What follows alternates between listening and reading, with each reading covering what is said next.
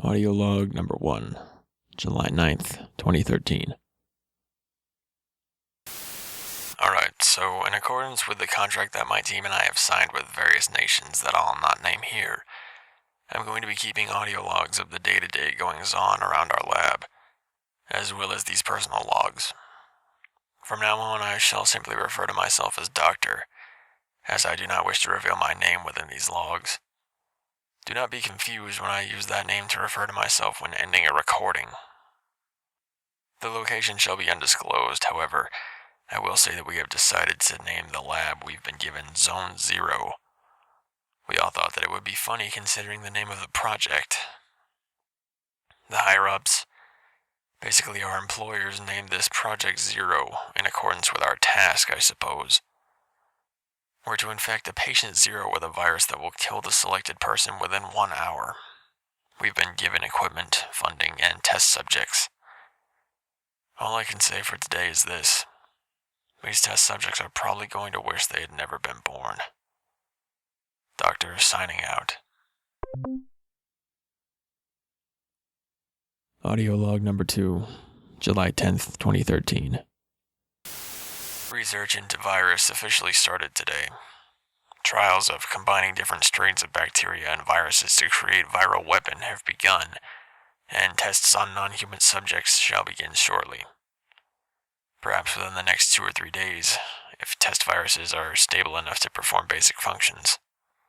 Not much else to report on. Things around the lab are quite easygoing despite our task, and small talk is very common among members of my team. Although I've begun to get a feeling of unease.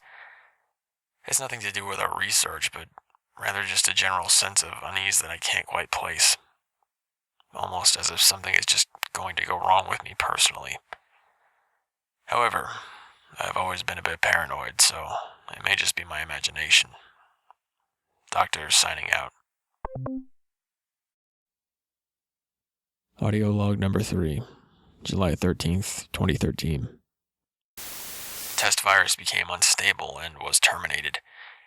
No casualties or anything of that nature to report. It just feels like a waste of days of work. Non-human test subjects have been prepared, however, so when a test virus is stable enough, we shall be able to proceed.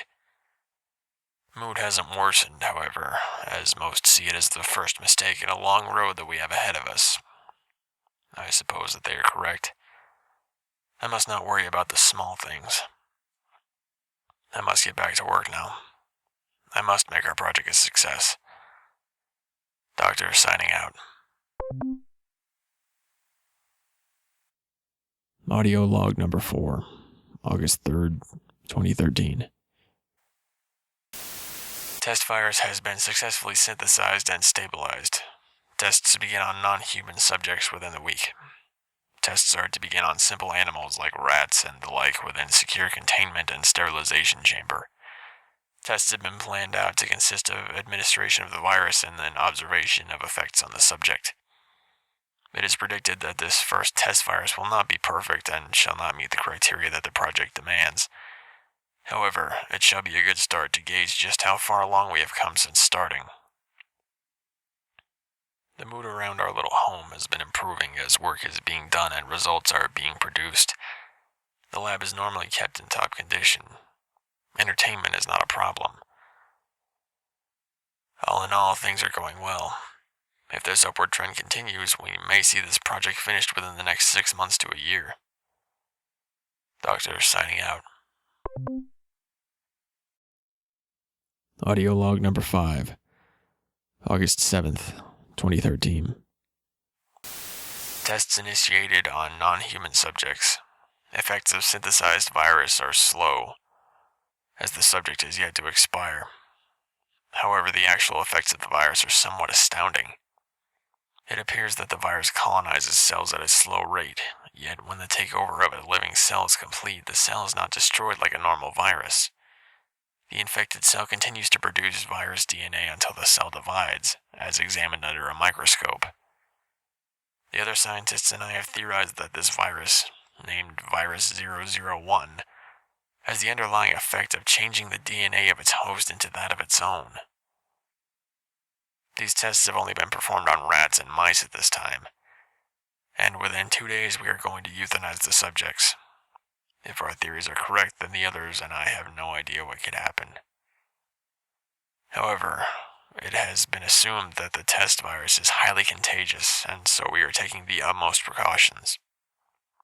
Doctor signing out.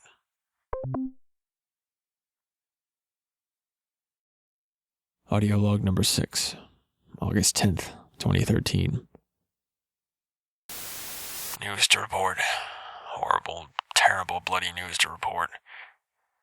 One of the non-human subjects that was about to be euthanized bit one of my colleagues today. Bit him through 2 layers of highly penetration-resistant hazardous suit material, and the damn thing's teeth nearly struck the bone. We euthanized the subject with my colleague. He did not complain or offer any grievances, only told us one thing. He could feel it infecting him, and much faster than it had on the rats. He said that he could feel the virus working its way through his system, corrupting the tissues and even the bones.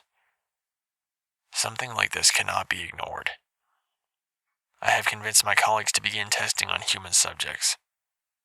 The effects of this virus will need to be studied on humans. What he said convinced me of that. Doctor signing out. Audio log number 7, August 12th, 2013. 7 human test subjects now infected with virus 001. All subjects report feeling sickly and tired. Most show symptoms similar to that of the common wintertime flu. Coughing, sneezing, congestion of the chest, tiredness, nausea, etc. 2 show signs of skin discoloration and rapid weight loss. It seems that this virus is not instant, as we wanted, but it is very potent and deadly to the human body. This is because the immune system of our bodies has no idea how to fight this disease. I actually worry about this a little. If we find a way to decrease the incubation time of the virus to mere minutes, and this gets out into the outside world, even in the state it is right now, it would devastate the human population. And I really do not want to be one of the people blamed for the creation of a thing that killed the human race. That's a good way to get yourself hunted down and tortured to death. So, I'm going to recommend to my employers that we terminate this virus, not only for my and my colleagues' sakes, but for the human race's well-being as a whole.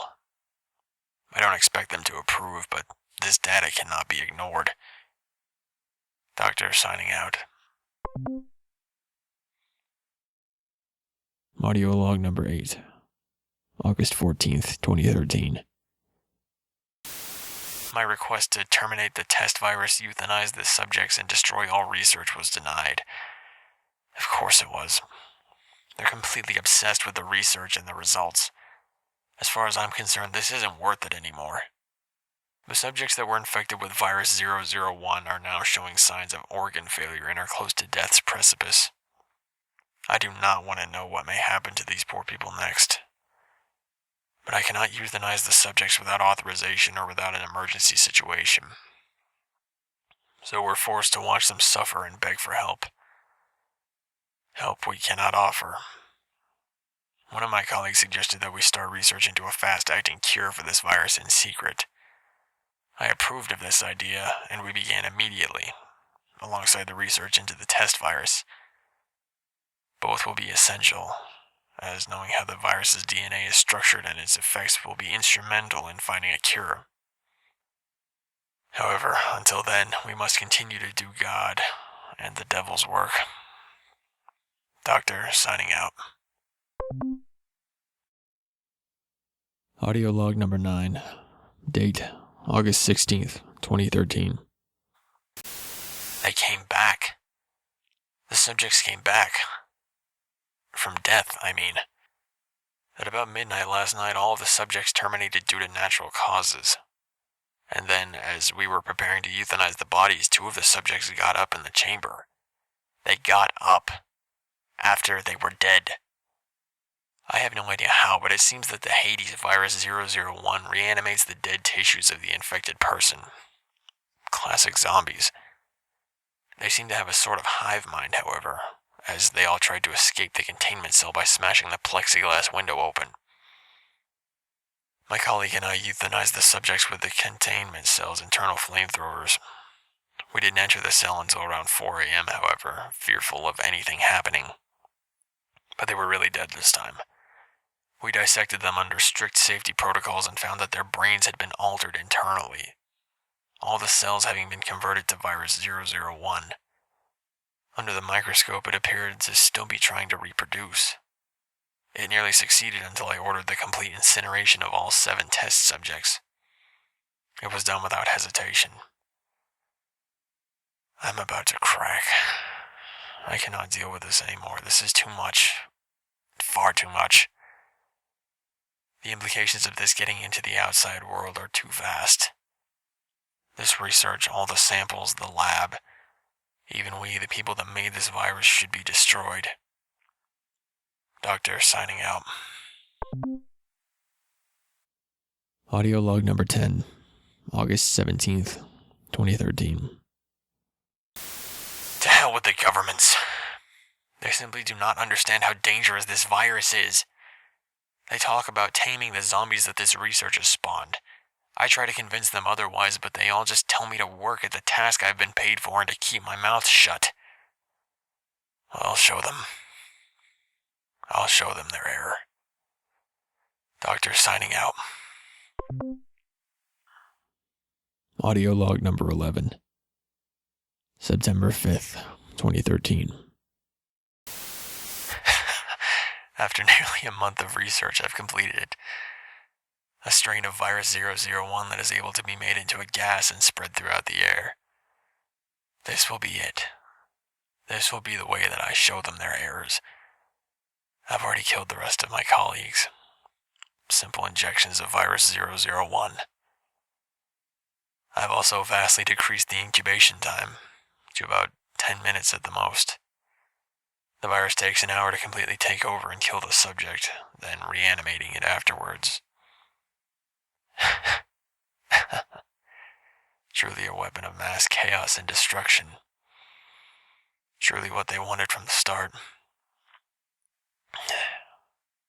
I can feel the virus eating away at my brain, telling me to do it. And so, I shall release this airborne strain of virus 001, and then the world shall see their errors. The world shall see the beauty of my work. For I have become patient 0. Doctor, signing out.